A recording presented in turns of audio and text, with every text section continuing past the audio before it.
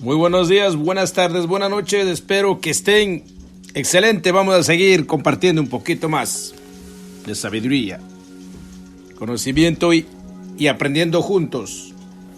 Recordemos que somos maestros y estudiantes al mismo tiempo. Todos vosotros estamos en lo mismo.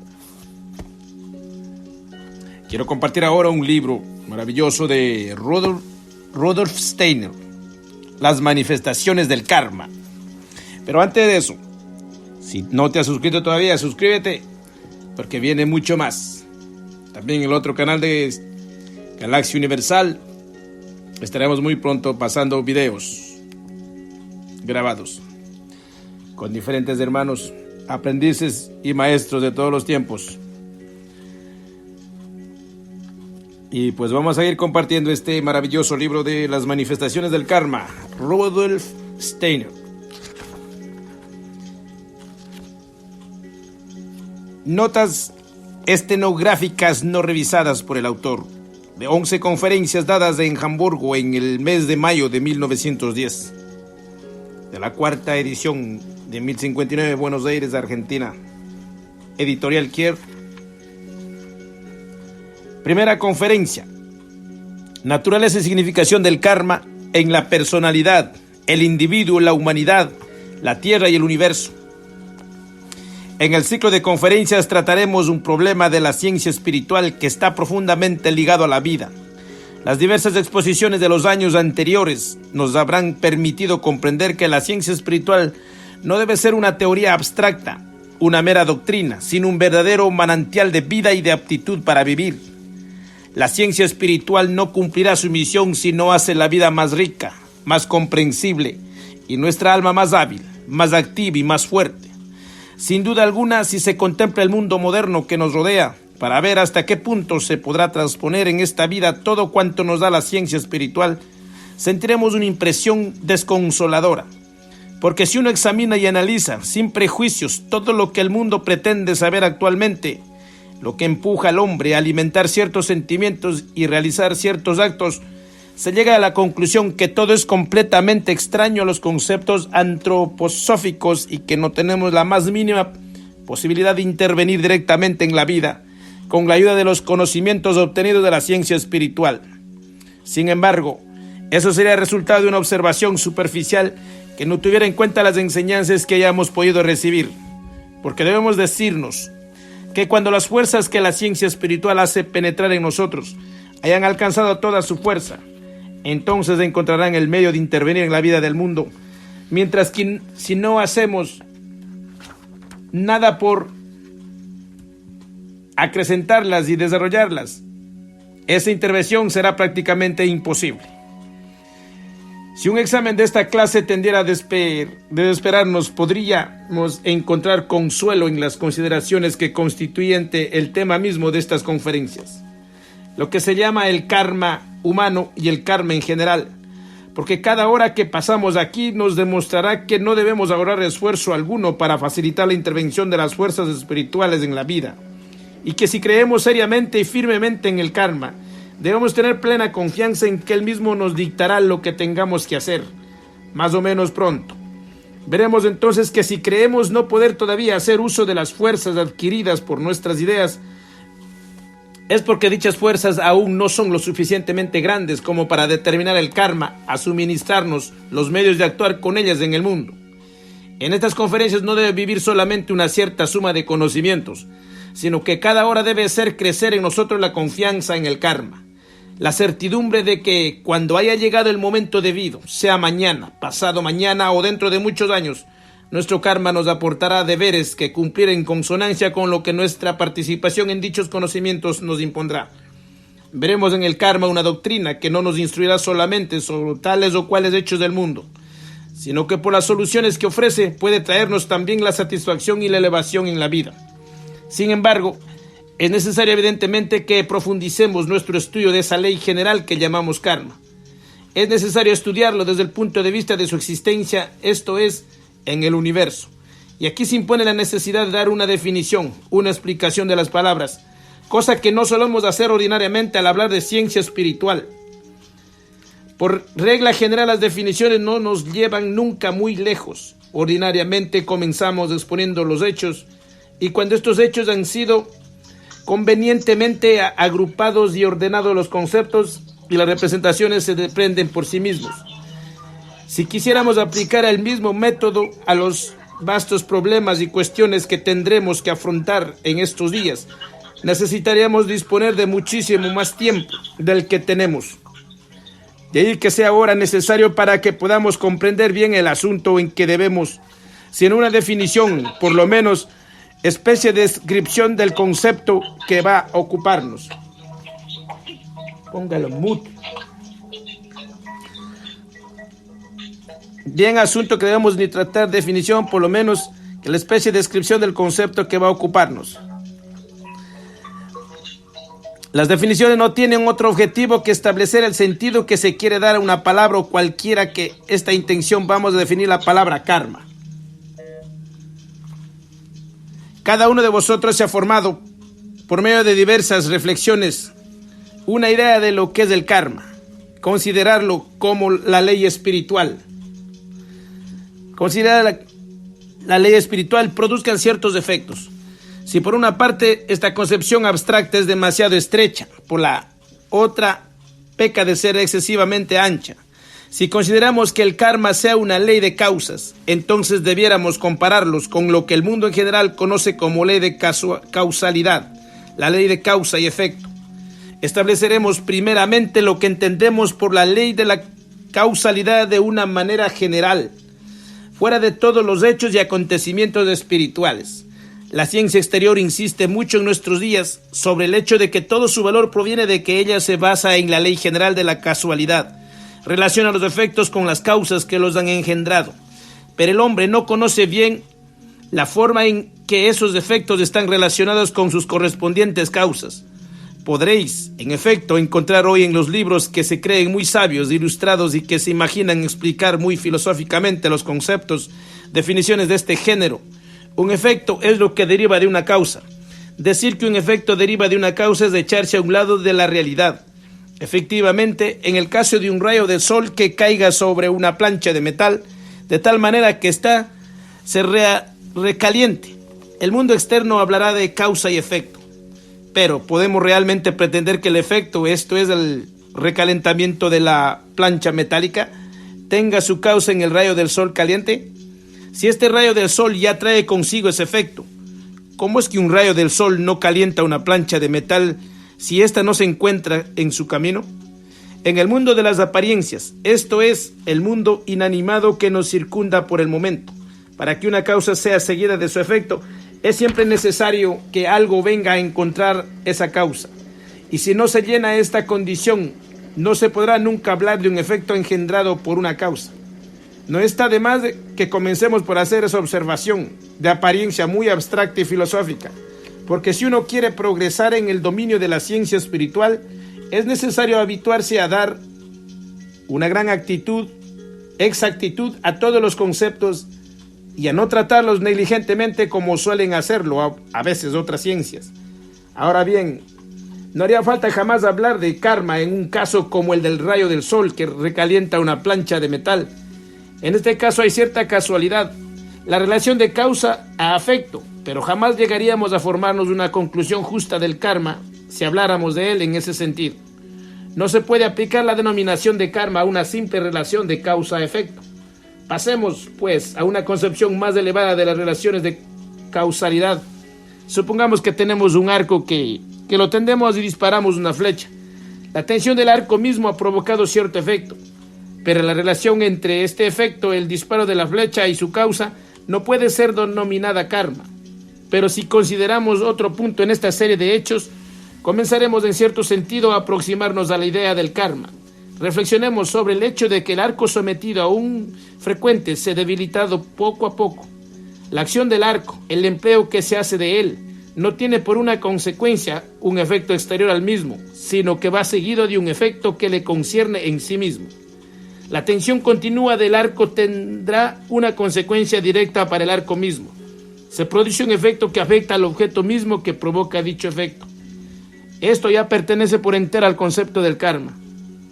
No puede concebirse el karma sin la producción de un efecto que recaiga sobre el objeto o el ser que lo ha provocado, sin este hecho particular de una reacción del efecto sobre el ser que ha sido su causa.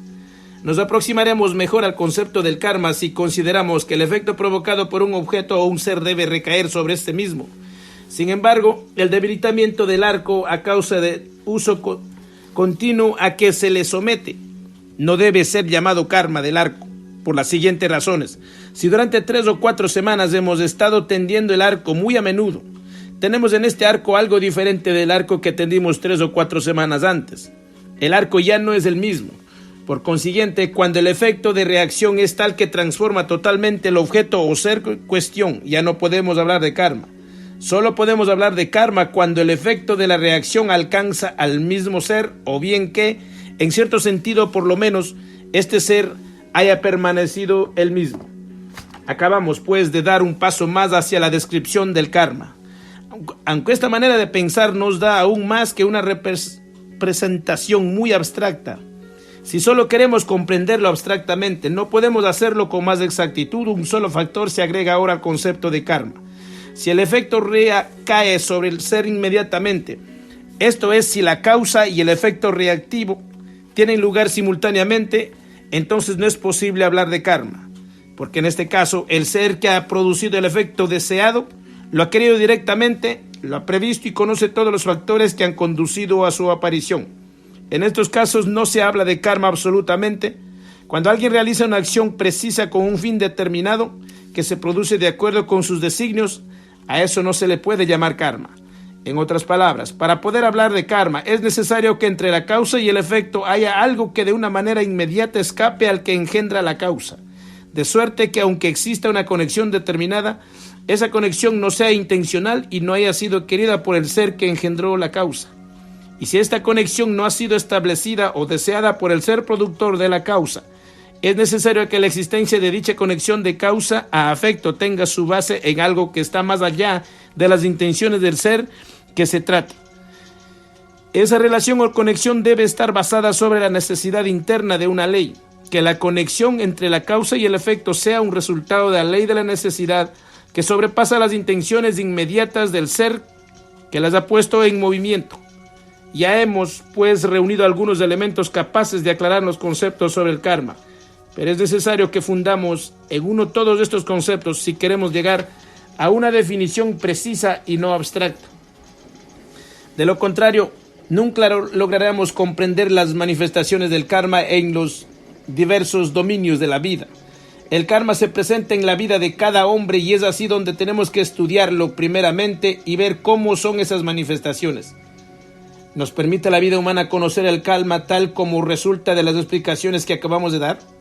Así sería si en presencia de un acontecimiento de nuestra vida pudiéramos decir, existe una relación entre el acontecimiento pasado en el que tuvimos participación o en el que fuimos la causa nosotros mismos. Veamos primeramente si la simple observación de la vida nos revela algo similar. Nos colocaremos en el punto de vista de observación puramente externo. El que olvide hacer estas observaciones no llegará jamás al conocimiento de las necesidades que regulan las relaciones de la vida misma, de la misma manera que sería imposible descubrir las leyes de la elasticidad en el choque de dos bolas. Si uno mismo no observa ese choque, la observación de la vida puede conducirnos efectivamente al descubrimiento de las leyes que rigen esas relaciones. Examinemos un caso particular. Supongamos que a consecuencia de un suceso cualquiera, un joven se haya visto obligado a abandonar una profesión a la cual estaba destinado. Supongamos que estaba preparado por el estudio para esta profesión, pero que una desgracia cualquiera, como por ejemplo la muerte de los padres, lo haya obligado a abandonarla y hacerse comerciante. Si observamos entonces sin prejuicio alguno un caso como este ocurrido en la vida real, con el mismo ojo con que observamos el choque de dos esferas elásticas, llegamos a constatar quizás que las experiencias que se le presentan a este joven en la obligada profesión de comerciante lo estimulan primeramente, lo empujan a cumplir con sus deberes, a instruirse y a adquirir posiblemente una gran habilidad. Pero también podremos observar que, al cabo de algún tiempo, comienza a manifestarse un sentimiento completamente distinto, una especie de disgusto, de descontento. Estos sentimientos no se manifestaron enseguida. Suponiendo que el cambio de profesión ocurrió a los 18 años, los años siguientes pueden haber transcurrido tranquilamente, pero se notará un cambio de apariencia inexplicable hacia los 23 años. Al profundizar esta investigación, se comprobará generalmente que el disgusto o descontento que se manifiesta 5 años después del cambio de profesión no puede explicarse a menos que uno se remonte hasta sus 13% o 14% años de edad. Porque generalmente hay que ir a buscar la causa de un fenómeno de este género tanto tiempo antes del cambio de profesión como el que transcurrió después, hasta manifestarse ese fenómeno. En la época en que estudiaba a la edad de 13 años, 5 años antes del cambio de profesión, ese joven pudo haber recibido una impresión que provocó en su alma una especie de dicha interior. Supongamos que ese cambio de profesión no hubiera ocurrido. Entonces el sentimiento que experimentó a los 13 años hubiera seguido su curso y producido su fruto. Pero interviene ese cambio de profesión que al principio interesa al joven y logra cautivar su alma. Los nuevos sentimientos de que está compenetrado comprimen a los que ya la ocupaban. Este estado de cosas puede mantenerse durante cierto tiempo, pero por el hecho mismo de que esos sentimientos se encuentren comprimidos, se produce una tensión interior que va en aumento constante. Es como si comprimiéramos una bola elástica. Podemos hacerlo hasta cierto límite, llegado al cual resiste a toda presión. Y cuando la abandonamos, se distiende con una fuerza tan grande como la que la comprimió. Los sentimientos que se desenvuelven en el jovencito de 13 años y se van afirmando luego en su alma hasta intervenir el cambio de profesión, pueden en cierto modo ser comprimidos, pero al cabo de cierto tiempo comienza a producirse cierta resistencia, la cual va creciendo en el alma hasta hacerlo bastante fuerte como para manifestarse en sus efectos. El alma privada de lo que hubiera tenido de no haber intervenido el cambio de profesión, el sentimiento comprimido termina por entrar en un juego y manifestarse en forma de disgusto y descontento, una repugnancia hacia todo cuanto lo rodea. En un caso de este género es necesario aplicar el concepto de karma a la vida individual del hombre. Pero, diréis, conocemos muchos casos en que no ha ocurrido nada semejante. Es muy posible, sin embargo, el físico que se propone estudiar las leyes que rigen la caída de una piedra no pretenderá que la ley cesa de ser justa si la piedra, por efecto de un golpe, es desviada de la dirección que había tomado. Es necesario aprender a observar con la mayor precisión, descartando todos los fenómenos que no sirven al establecimiento de la ley. Es evidente que el disgusto que hubiera aparecido a los 23 años, si nada hubiera intervenido, como resultado de las impresiones recibidas a los 13 años, no le alcanzaría si en el intervalo se hubiera casado. Pero esto no tendrá valor ninguno para establecer la ley fundamental. Lo importante es descubrir los factores que pueden conducirnos al conocimiento de la ley. La observación en sí mismo no es nada todavía. Solo la observación metódica nos lleva al conocimiento de la ley. Y además es necesario saber hacer las observaciones en la forma adecuada para reconocer el karma en el individuo. Supongamos que una persona haya recibido un golpe cruel del destino a los 25 años. A consecuencia del mismo sufre un gran dolor. Si nuestras observaciones son de la naturaleza que nos llevan a hacernos la reflexión siguiente: el destino cruel herido a este ser y lo llenaba de sufrimiento, no llegaríamos jamás al conocimiento de la relación kármica. Pero si vamos más lejos y observamos la vida de esta persona a la edad de 50 años, quizás nuestra opinión sea diferente y podremos formularla así: el hombre objeto de nuestra observación se ha vuelto diligente, activo y capaz. Remontemos el curso de su vida y encontraremos que a los 20 años no era más que un haragán, que no quería hacer nada. A los 25 lo hirió el destino. Si no le hubiera ocurrido esta desgracia, habría continuado siendo un inútil. Un hecho de este género demuestra que damos un paso en falso si consideramos que el golpe del destino ocurrido a los 25 años no era más que un simple efecto. Si nos preguntamos cuáles han sido las consecuencias de la desgracia de este hombre, veremos que no podemos resolver el asunto con una simple observación acerca de la crueldad del destino. No consideremos una desgracia de este género como un efecto. No veamos en ella la conclusión de los fenómenos que la han precedido, sino coloquémosla a la cabeza de los acontecimientos que siguieron y encarémosla como una causa. Entonces nos veremos obligados a modificar de pies a cabeza nuestros sentimientos y nuestros juicios con respecto a ese golpe del destino. Quizá nos contriste ver al infeliz herido por el destino, si en ello no vemos más que un efecto, pero si lo consideramos por el contrario como una causa de efectos futuros, quizás nos sintamos contentos, porque gracias al golpe que lo ha herido este ser, se ha convertido en un hombre de verdad.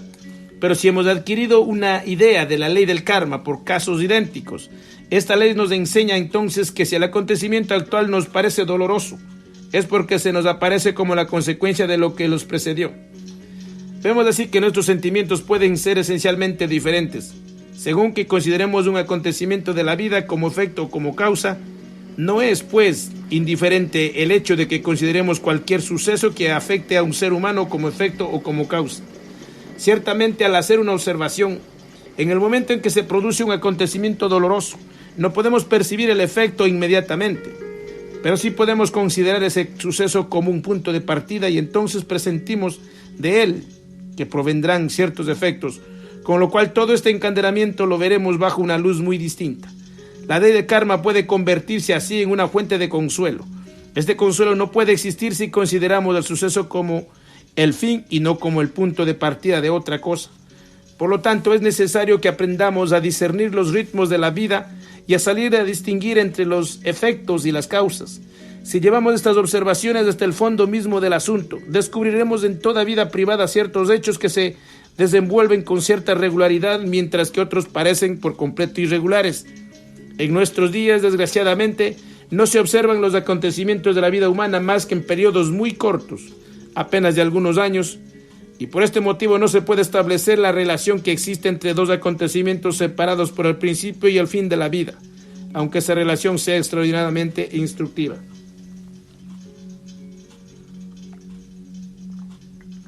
Supongamos que hayamos educado a un niño durante los primeros 7 años de vida sin habernos formado previamente una idea de lo que debe ser todo un hombre, porque en este caso habríamos inoculado en el niño, en la máxima medida de nuestra capacidad, todo lo que según nosotros debiera ser un hombre completo. Sin embargo, si partimos de la idea de que se puede ser todo un hombre de 1000 maneras distintas y de que no es necesario de ninguna manera representarse cómo o en qué se convertiría, según sus disposiciones naturales, comprenderemos de que lo que se trata es de hacer de ese chico un hombre, haciendo florecer en él las mejores disposiciones que tenga. Este puede parecer un enigma. Tratemos de resolverlo. Uno podría preguntarse, ¿qué importan los principios a los cuales puedo adherirme? El niño debe sentir por sí mismo la necesidad de hacer tal o cual cosa. Si deseamos desenvolver sus disposiciones individuales, es necesario tratar de cultivar las tendencias latentes en él, desenvolverlas para que el niño obre de acuerdo con su propia naturaleza. Vemos, pues, que hay dos maneras distintas de obrar sobre el niño durante los primeros 7 años de su vida. Si observamos la continuación de esa vida durante un espacio de tiempo suficientemente largo, no observaremos que los efectos de esa educación se manifiesten enseguida, sino que aparecerán mucho más tarde. La observación cuidadosa de la vida nos revela que los efectos esenciales de lo que ha sido depositada como germen en el alma infantil no se manifiestan en realidad sino al declinar la vida. El hombre puede conservar hasta el fin de su vida, por ejemplo, una gran actividad espiritual interior, si se han desarrollado en él todos los gérmenes vivientes. Por el contrario, los frutos de una educación errónea se convierten en una vida seca y marchita, en un ser comprimido corporalmente.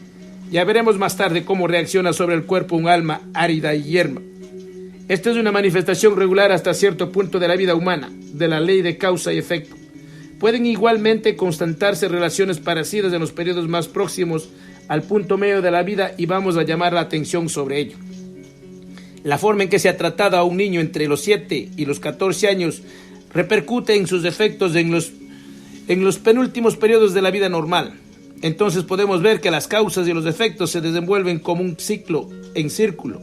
Lo que existe primeramente como causa aparece en último término como efecto. Pero no existe solamente esta serie de causas y efectos en la vida del individuo, sino que existe también otro encadenamiento que prosigue en línea recta, paralelamente a esa serie cíclica o circular. El ejemplo de la influencia que puede ejercer el 13º año sobre el 27º nos ha mostrado que la relación de causa a efecto se ejerce en la vida humana y tiene por resultado que las experiencias hechas por el individuo son seguidas por efectos que recaen sobre el mismo. De esta manera el karma va cumpliéndose en una vida individual, pero no llegaremos nunca a conocer la vida humana si no buscamos las relaciones de causa a efecto en una sola vida. Las siguientes conferencias mostrarán cómo se desenvuelve en este proceso y en qué se funda semejante idea. Recordemos solamente que la ciencia espiritual presenta la vida comprendida entre un nacimiento y la muerte siguiente como una repetición de vidas anteriores.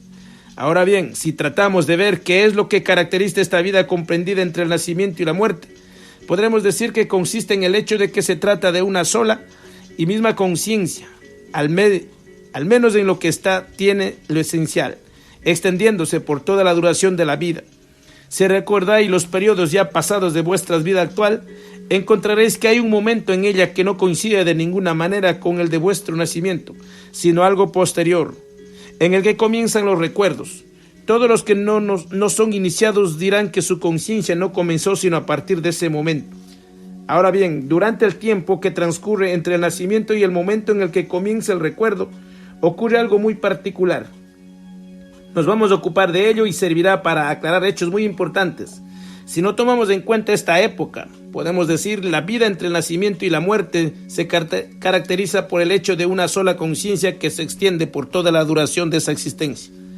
En la vida ordinaria no solemos extender nuestras observaciones más que por periodos de tiempo muy cortos y por consiguiente no buscamos las relaciones que existen entre las causas y los efectos.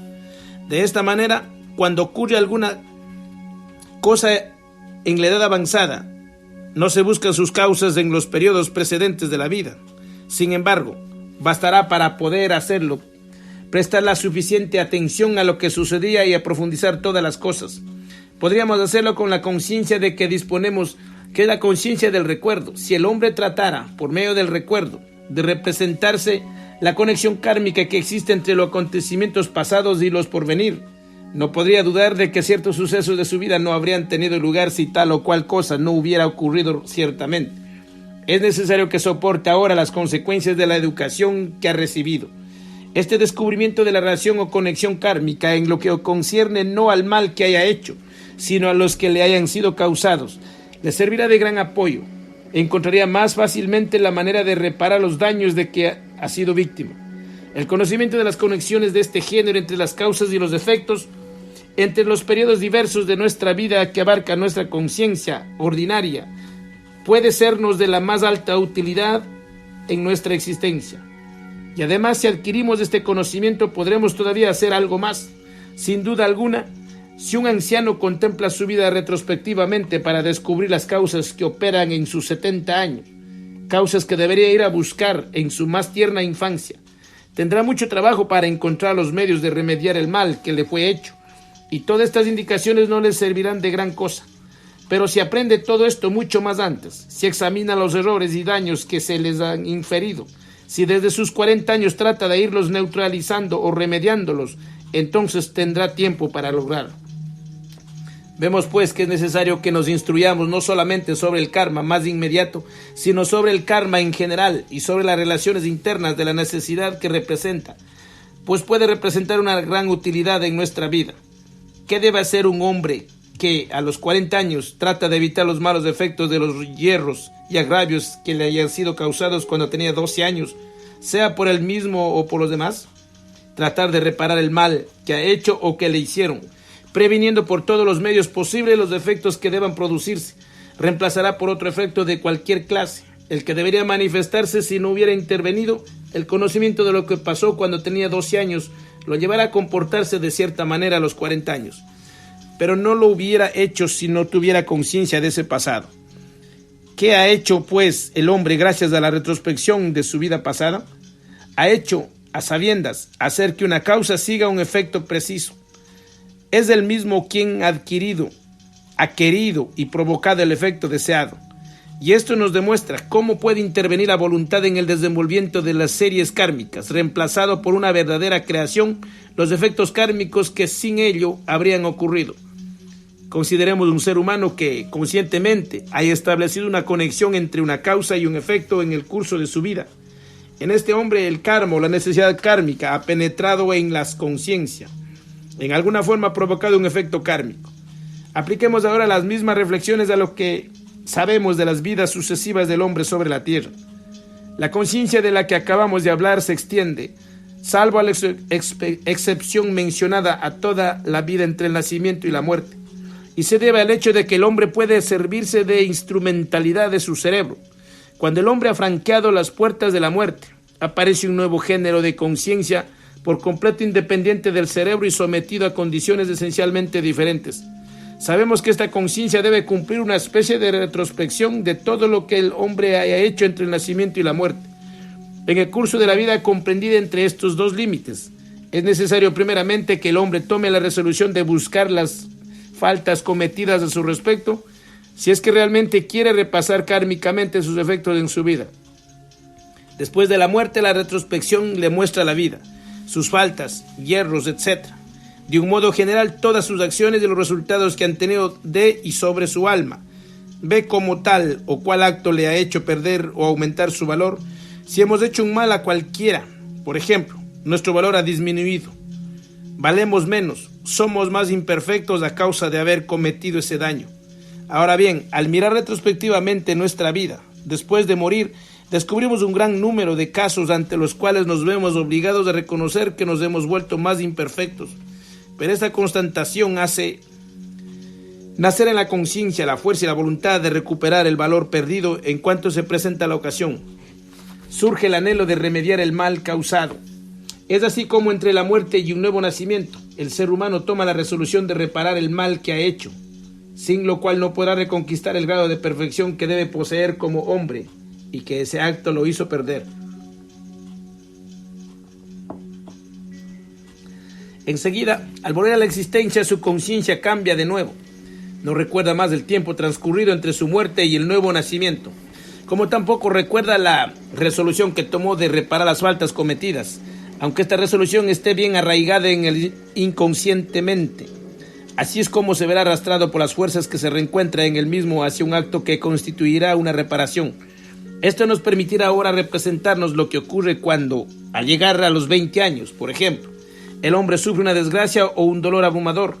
Si recordara las resoluciones que había tomado entre la muerte y el nuevo nacimiento, sentiría al mismo tiempo las fuerzas que lo han empujado hacia el lugar o acontecimiento que ha provocado este sufrimiento, puesto que él mismo ha decidido que así puede recuperar el grado de perfección que había perdido. De esta manera la conciencia no ve más que el sufrimiento que lo oprime, pero la conciencia que abarca el tiempo comprendido entre la muerte y un nuevo nacimiento, ve que ha buscado precisamente el sufrimiento o la desgracia que ha provocado ese dolor.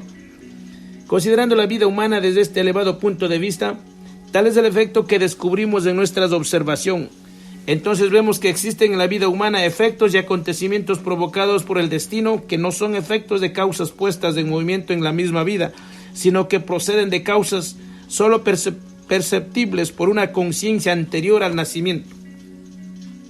Tenemos, pues, una conciencia que se extiende entre el nacimiento y la muerte y que llamamos conciencia personal, y luego una conciencia ignorada por el hombre en su estado ordinario, que actúa más allá del nacimiento y de la muerte, exactamente de la misma manera que la conciencia ordinaria.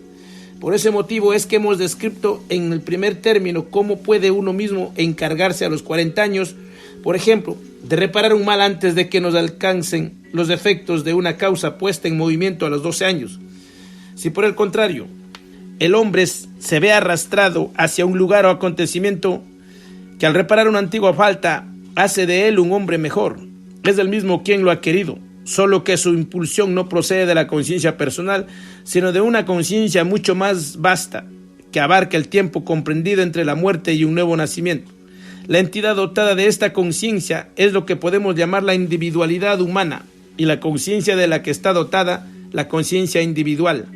Sin embargo, no lograríamos todavía comprender la vida humana si nos limitamos a considerar en el hombre de las causas que están en él y los efectos que le conciernen. Bastará con que observemos un hecho para darnos cuenta de que no comprendemos la vida humana si no atendemos exclusivamente a eso. Consideremos un inventor o un explorador, Cristóbal Colón, o el inventor de la máquina a vapor, o cualquier otro. En todo descubrimiento existe un acto preciso.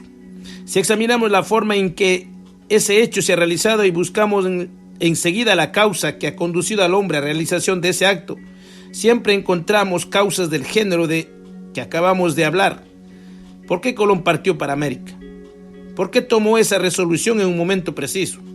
Podemos encontrar las causas en su karma individual y personal, pero este acto, como efecto, ¿No puede ser también considerado desde otro punto de vista que no sea el de la individual que se manifestaba en Colón?